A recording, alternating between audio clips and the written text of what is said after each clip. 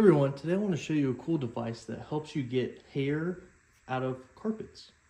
So I just bought this house and the previous owner had dogs and cats. So as much as you vacuum, you're not getting the hair out. But with this broom right here, it actually gets the hair out pretty good. So first, this broom right here I'll have linked in the description below. But you just take the broom and you work the squeegee side first and just pull towards you.